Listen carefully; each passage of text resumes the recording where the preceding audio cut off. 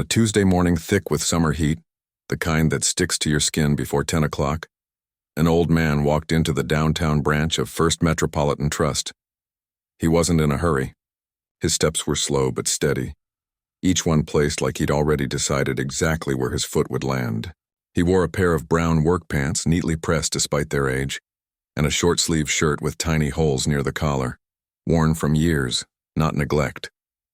Slung over his shoulder was a burlap sack, the kind once used for hauling grain or coffee beans, its edges softened by time and use.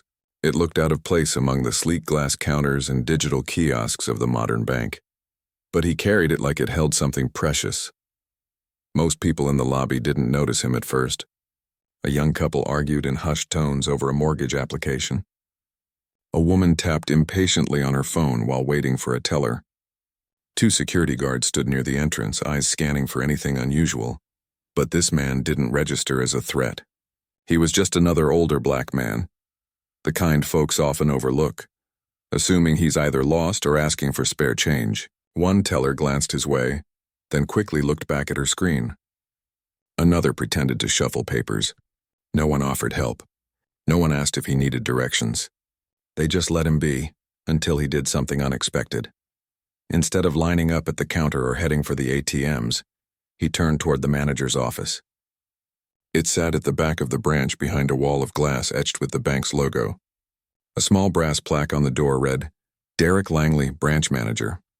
The old man didn't knock right away. He stood there for a moment, adjusting the strap of his sack, his eyes fixed on the nameplate like he was confirming something in his mind. Then, with two firm raps of his knuckles, he waited. Inside, Derek Langley looked up from his spreadsheet, annoyed. He'd been trying to close quarterly reports and didn't have time for walk-ins, especially not ones who looked like they might need assistance filling out a deposit slip. But policy was policy. He stood, smoothed his tie, and opened the door with a practiced smile. "Good morning, sir. How can I help you?" The old man didn't return the smile.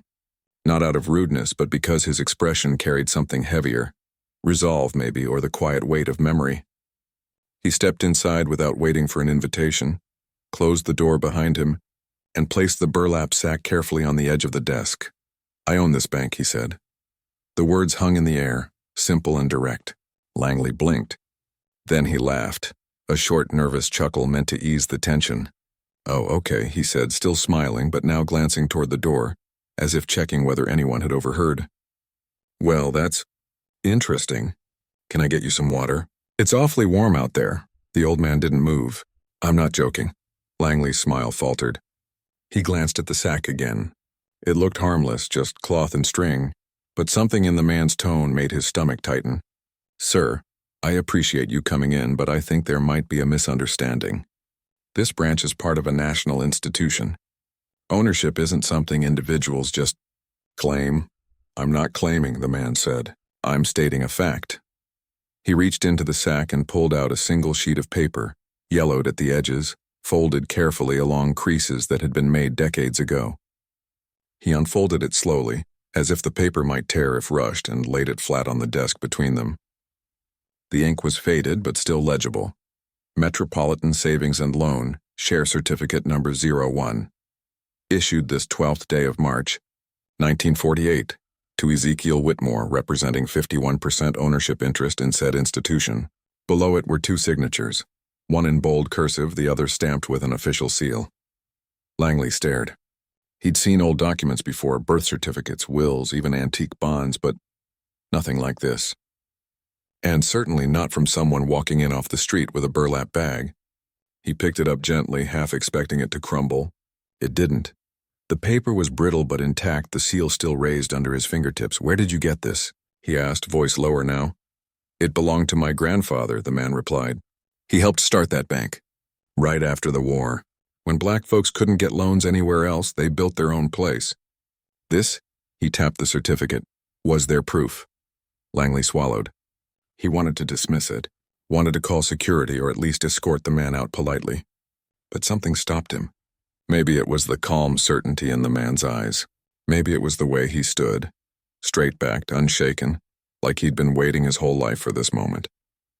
Or maybe it was the quiet hum of the air conditioner that suddenly felt too loud, making the room feel smaller than it was. Outside, someone in the lobby snickered. Word had spread.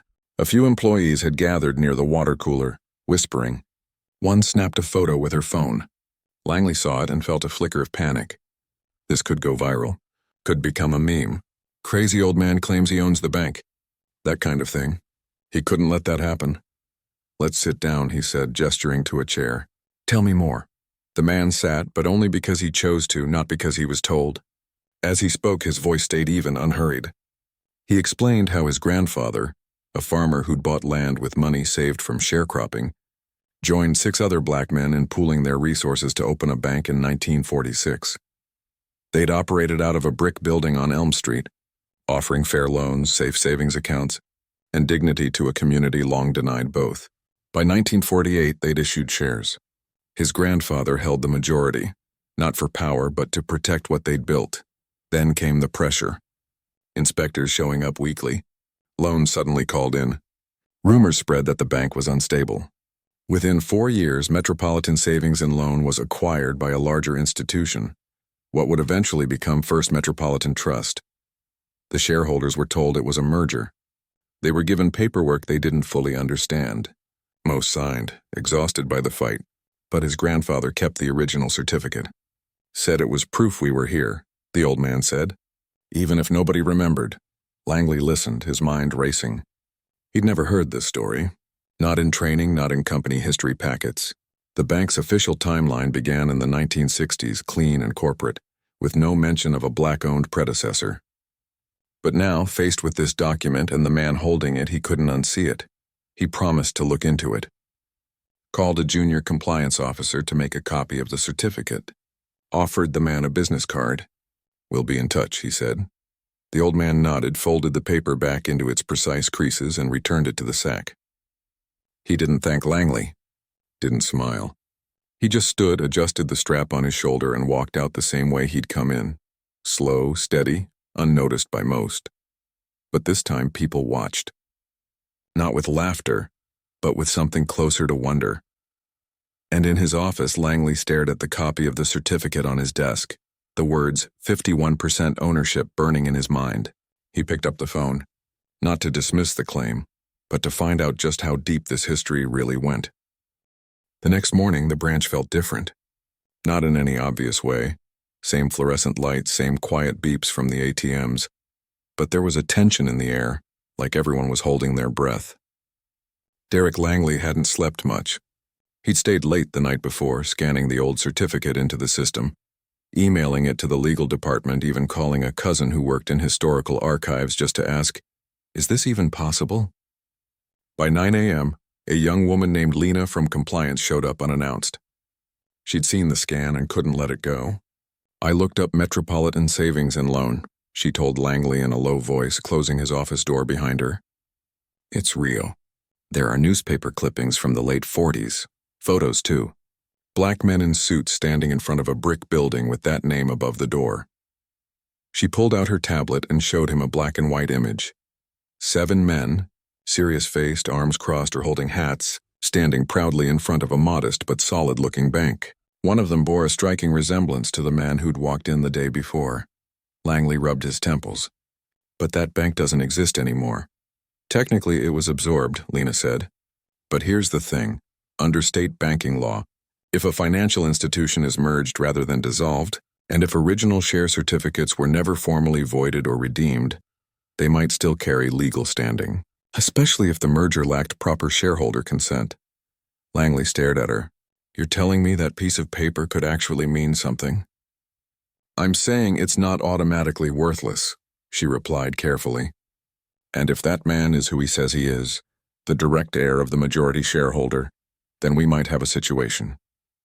Meanwhile, the old man was back at his small house on the edge of town, sitting on a porch swing that creaked with every gentle push of his foot. His granddaughter had come over with coffee and biscuits, and she'd been the one to urge him to go to the bank in the first place. They need to know, she'd said. Not for money. For truth. He hadn't argued. At 94, he'd long stopped caring about being believed until now. Something about the way the manager had looked at that paper, the slight tremor in his hand, told him this time might be different. Back at the bank, Lena dug deeper. She called the state archives, requested microfilm records, even tracked down a retired bank examiner who'd worked in the 1950s. What she found wasn't just paperwork, it was a pattern.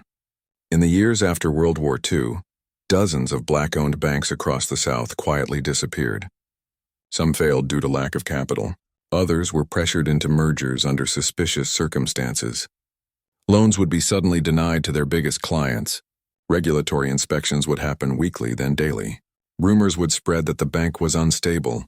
And then, inevitably, a larger white-owned institution would step in with an offer to take over, for the community's own good. Metropolitan Savings and Loan followed that exact script. Internal memos from 1951, now digitized but buried in a forgotten folder, showed executives discussing strategic absorption of minority-held institutions with limited growth potential. One memo bluntly stated, "These entities lack the infrastructure to survive modern banking standards. Integration is inevitable and beneficial." But nowhere in those records was there proof that the original shareholders had willingly surrendered their majority stake. The merger documents listed approvals, but the signatures were shaky, some barely legible. And the share ledger? Missing pages, gaps where names should have been. Lena printed everything. She laid it out on Langley's desk like evidence in a case no one knew was open. "If this goes public," she said quietly, "it won't just be about one man and one certificate. It'll be about what really happened to black wealth in this country and how institutions like ours benefited." Langley felt a cold knot form in his stomach. He wasn't a bad person. He'd gone into banking to help people manage their futures. But now he was staring at a past his industry had tried to forget. And the man who held the key to that past wasn't demanding millions. He wasn't making threats. He'd just walked in with a sack and a truth too heavy to ignore. That afternoon, the bank's regional legal team called. They wanted the original certificate sent to headquarters for authentication. Langley hesitated. "He didn't leave it with us," he admitted. He took it back, silence on the other end. Then, "Get it back. Offer him whatever he wants, within reason. But make it go away." Langley hung up and stared out his window. Across the street, a group of school kids waited for the bus, laughing and shoving each other playfully. He thought about the photo Lena had shown him, those 7 men in front of their bank, building something in a time when the world told them they couldn't. And he thought about the old man's hands, rough, veined, but steady as he unfolded that paper like it was sacred. He made a decision. Instead of calling the old man with an offer to buy silence, he asked Lena to draft a formal request for a meeting, with corporate counsel present but also with historians if needed. "We're not hiding this," he told her. "We're going to understand it." When the old man answered his phone that evening, his voice was calm, as if he'd been expecting the call. "I'll come," he said simply. "But I'm bringing my granddaughter. She knows more about this than I do." The next day they returned. This time the lobby fell quiet the moment they stepped inside. No whispers, no laughter. Tellers paused mid-transaction. Even the security guard stood a little straighter. The old man didn't seem to notice. He walked straight to Langley's office, sack in hand. His granddaughter beside him, sharp-eyed, calm, carrying a leather folder filled with her own research. Inside, with Lena and a corporate lawyer present, the old man laid the certificate on the table again. Then his granddaughter opened her folder and placed beside it a stack of documents. Land deeds from 1912, tax records from the 1930s, a faded ledger showing monthly deposits from black farmers and shop owners, all going into Metropolitan Savings. At the bottom was a handwritten note from 1952 in his grandfather's script. "They took the building, but not the truth. Keep this safe." The corporate lawyer shifted uncomfortably. "These are compelling," he said carefully, "but legally the chain of ownership is complex." "Maybe," the granddaughter replied, "but history isn't just about legal technicalities. It's about who built what and who tried to erase it." No one argued. Because in that room, surrounded by paper older than most of them, the weight of what had been done and what had been forgotten settled like dust in sunlight. And for the first time, someone in power wasn't trying to sweep it away. The old man said little. He just watched. And when the meeting ended, he stood, tucked the certificate back into his sack and nodded once, not in victory, but in acknowledgement. They were finally listening, and that for now was enough. News has a way of slipping through cracks no one knew were there. One teller mentioned the story to a cousin over lunch. That cousin posted a blurry photo on social media with the caption, "Old man walks into bank, says he owns it." They laughed, then got quiet. Within hours, the post had thousands of shares. Local news picked it up. A historian from the state university called the station, offering context about black-owned banks in the mid-20th century. Suddenly, what started as a quiet Tuesday morning encounter became a headline. Heir of lost black bank steps forward, certificate in hand. At first, the bank's parent company tried to contain it. A carefully worded press release called the situation a historical inquiry under review and emphasized their commitment to accuracy and community trust. But the public wasn't satisfied with corporate speak. People wanted to know, was this real? Had a black family really owned a bank that was later swallowed by a major financial institution? And if so, why had no one talked about it before? The old man didn't give interviews. He wasn't interested in cameras or sound bites, but his granddaughter did. Calmly, clearly, without anger, just facts. She appeared on a local morning show, holding a framed photo of her great-grandfather standing in front of Metropolitan Savings and Loan, ledger in hand. They didn't just open a bank, she said. They built a lifeline. When white banks wouldn't lend to black farmers or small business owners, this place did. It wasn't charity. It was justice with interest rates. Her words struck a chord.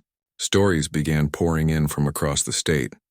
An elderly woman remembered her father getting his first loan there to buy a delivery truck. A retired teacher recalled her parents saving for her college tuition in that very building. One man even brought in an old passbook stamped with the bank's logo, its pages filled with careful entries in his mother's handwriting. These weren't just memories, they were proof that something real had existed, something that mattered. Inside the bank's corporate headquarters, panic simmered beneath polished surfaces. Executives held emergency calls. Legal teams worked through the night. The stock price dipped, not dramatically, but enough to raise eyebrows in boardrooms. Shareholders started asking questions. One investor, known for pushing environmental and social governance initiatives, sent a pointed email. If this claim has merit, ignoring it isn't just unethical, it's a reputational risk. The pressure mounted. The bank's CEO, a man who'd spent his career climbing the ladder of finance with clean suits and cleaner statements, now faced a dilemma he couldn't spreadsheet his way out of. Deny the claim and risk a public backlash, and possibly lawsuits from other descendants. Acknowledge it and open a door that might never fully close. So they made an offer. A senior vice president flew in from headquarters. He met the old man and his granddaughter in a private conference room at the downtown branch, this time with bottled water, fresh coffee, and no smirks. He laid out a proposal, a one-time payment of $250,000, a lifetime of fee-free banking services, a commemorative plaque in the lobby honoring Metropolitan Savings and Loan, and an invitation to attend the bank's annual community gala as a guest of honor. It was generous by most standards, more than most people would ever see. But the old man didn't even glance at the numbers. He looked at the vice president and said, "You think this is about money?" The room went still. "I'm not here to get rich," he continued, his voice soft but firm. "I'm here because my grandfather built something, and someone tried to make it disappear like it never mattered. You can't fix that with a check." His granddaughter added, "We're not asking for a handout. We're asking for recognition. And if that certificate means what we believe it means, then this bank, this whole institution owes more than a plaque." The vice president shifted in his chair. He'd been trained to negotiate, to find middle ground, to close deals. But this wasn't a deal. This was history knocking on the door, and it wasn't going away. Back at headquarters, the mood turned urgent. Lawyers dug deeper into archives, unearthing internal memos from the 1950s that hadn't been reviewed in decades. One document, stamped confidential, outlined a strategy to encourage voluntary consolidation of minority-owned banks by leveraging regulatory pressure and market uncertainty. Another listed Metropolitan Savings and Loan as a priority target due to its strong deposit base but limited legal resources. Worse, the original merger paperwork, long assumed to be complete, was missing key signatures. The state's banking commission had approved the absorption, but the shareholder consent forms for the majority owners? Nowhere to be found. Under current law, that gap could invalidate the transfer of ownership rights. The realization hit like a slow wave. This wasn't just a symbolic claim. It had legal legs. The CEO called an emergency board meeting, not to fight the claim, but to figure out how to respond without imploding. Someone suggested a quiet settlement with a non-disclosure agreement. Another proposed creating a foundation in the family's name. But the granddaughter had already made it clear. They didn't want silence. They wanted truth. Meanwhile, the story kept growing. A documentary filmmaker reached out. A museum curator asked to borrow the certificate for an exhibit on Black economic resilience. High school teachers began using the case in lessons about civil rights and financial justice. The narrative had shifted, from eccentric old man to living witness to erased history. And through it all, the old man remained steady. He didn't gloat, didn't demand headlines. He simply waited, like a tree that's seen storms come and go, knowing roots run deeper than branches. One evening, as he sat on his porch watching fireflies blink in the dusk, his granddaughter joined him. "They're scared," she said. He nodded. "Good. Why?" "Because for the first time," he said, "they're realizing we were never gone. We were just waiting to be remembered." Inside the bank's boardroom, far from that quiet porch, executives stared at spreadsheets and risk assessments. But the real cost wasn't in dollars. It was in the weight of a truth they could no longer ignore, and the choice they now had to make. Keep pretending or finally face what their institution had helped bury. The bank's legal team had expected to find a weak link, some expired statute, a missing heir, a loophole buried in decades of financial code. Instead, they found a paper trail that wouldn't break. The more they dug, the clearer it became. The 1952 merger that folded Metropolitan Savings and Loan into what would become First Metropolitan Trust had never been fully legitimate. Shareholder consent forms were incomplete. Regulatory approvals leaned heavily on pressure tactics disguised as routine oversight. And the original share certificate, the one carried in a burlap sack by a 94-year-old man, had never been voided, redeemed, or legally transferred. Under a rarely cited state banking provision, that meant it still held weight. Not enough to hand over the keys to the vault, perhaps, but enough to demand a seat at the table. Corporate leadership knew they were cornered. Denial was no longer an option. The story had spread too far, touched too many lives. Community groups had begun organizing. A coalition of descendants from the original 7 founders surfaced. One living in Atlanta, another in Detroit, a third running a small credit union in North Carolina. They weren't asking for payouts. They wanted acknowledgement. They wanted their ancestors' work restored to the historical record. And they wanted the institution that benefited from their erasure to do more than say sorry. The bank's CEO finally made a call, not to his lawyers, but to his board. "We can't litigate our way out of this," he said, "and we shouldn't want to." He proposed something unprecedented, a formal resolution that honored the legacy of Metropolitan Savings and Loan, not as a footnote, but as a foundational part of the bank's own history. It would include a public exhibit in the headquarters, a scholarship fund for students pursuing finance or community economics, and most symbolically, a permanent advisory role for a representative of the original shareholders. But when the offer was presented to the old man and his granddaughter, they listened quietly, then asked for one more thing. "If you're serious about making this right," his granddaughter said, "then help us build something new. Not just a plaque on a wall, but real support for Black financial independence today." She proposed a partnership. The bank would fund the launch of a new community credit union, led by local organizers, focused on serving neighborhoods long overlooked by mainstream finance. It wouldn't be owned by the bank, just seeded by it as a form of restitution. The request stunned the executives. They'd expected demands for money, for shares, for influence, not a chance to help create something that might one day rival them. But after a tense silence, the CEO nodded. "We'll do it," he said. "On one condition, you let us do it right. No photo ops. No press releases until it's real."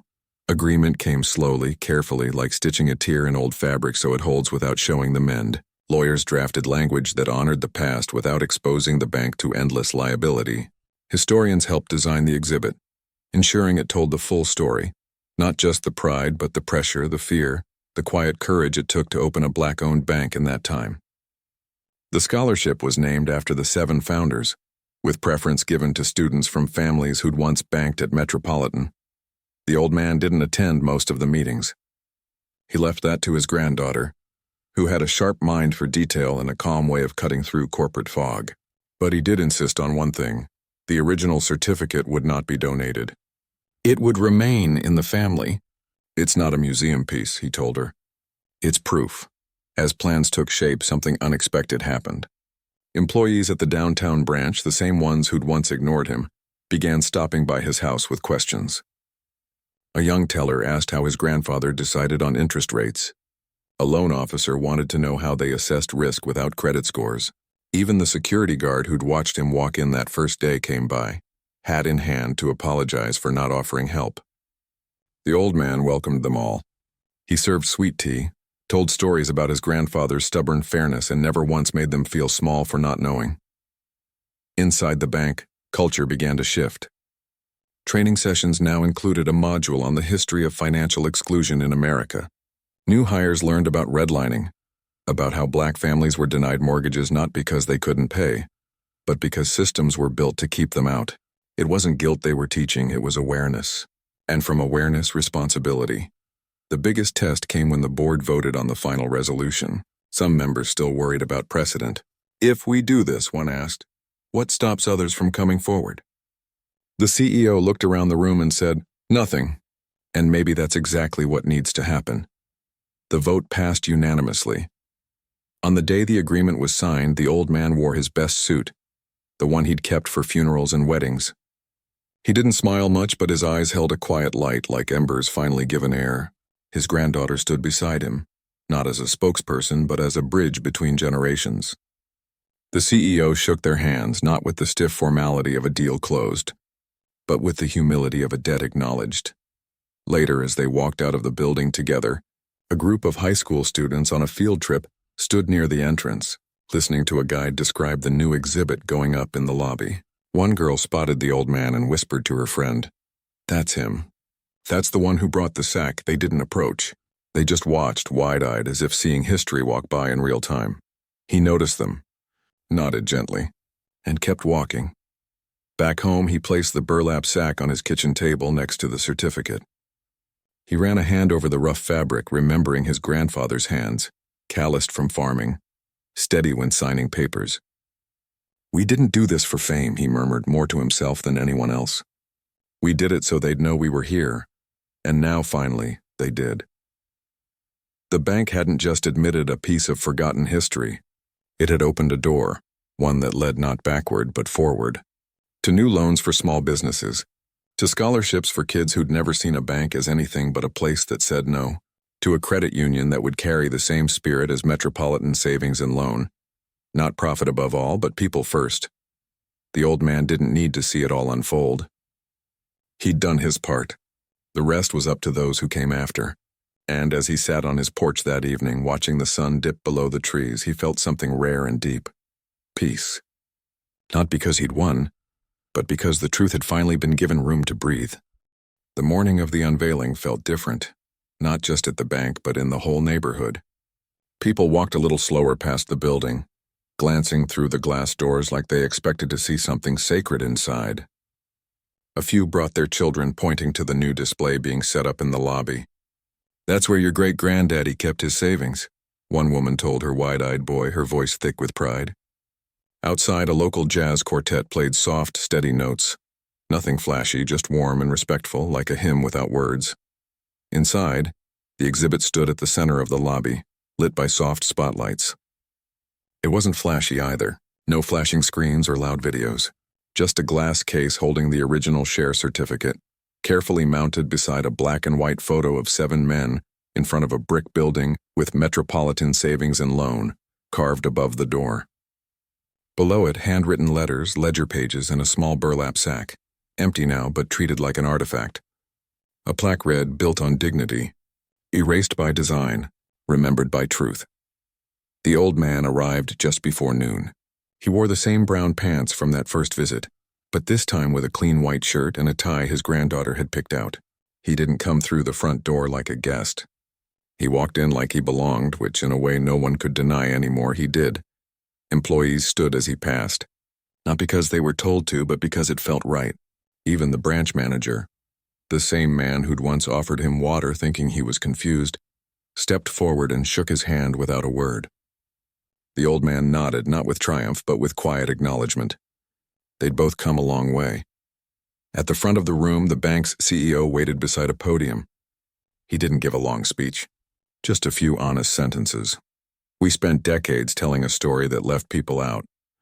Today we add them back in, not as an afterthought, but as founders. This bank stands on ground they built, and we honor that. Then he turned to the old man. Would you like to say a few words? The room fell silent. Cameras hovered, but the old man didn't look at them.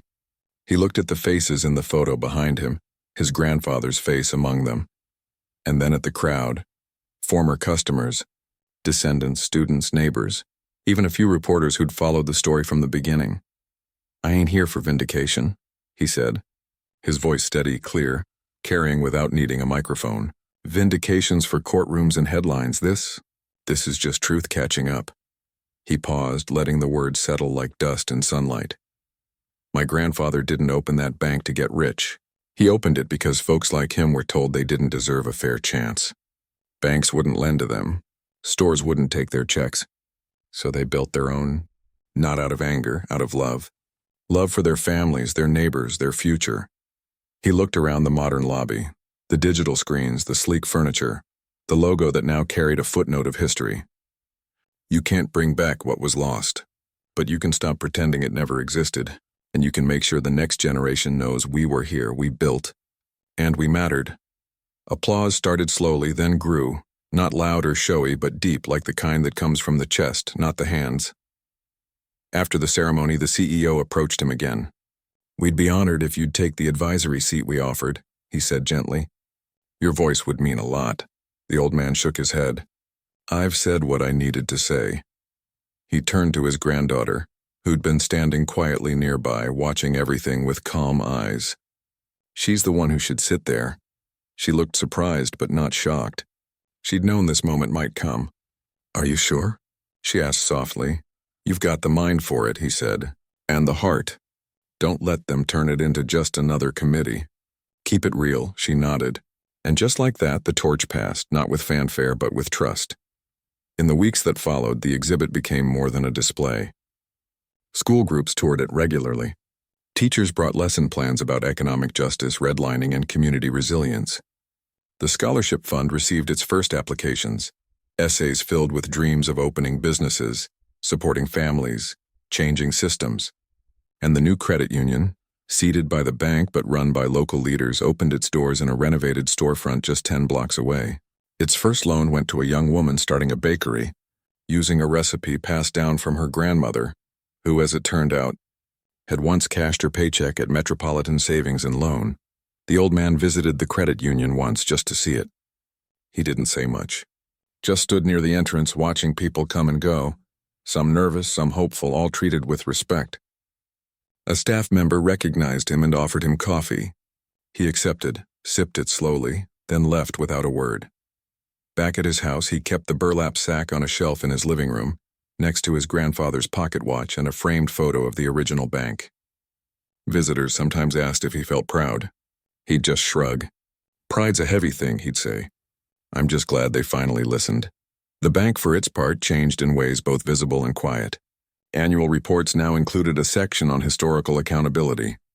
Community investment goals were raised, and every new employee, from tellers to executives, spent their first day learning about Metropolitan Savings and Loan, not as a cautionary tale, but as a legacy to uphold.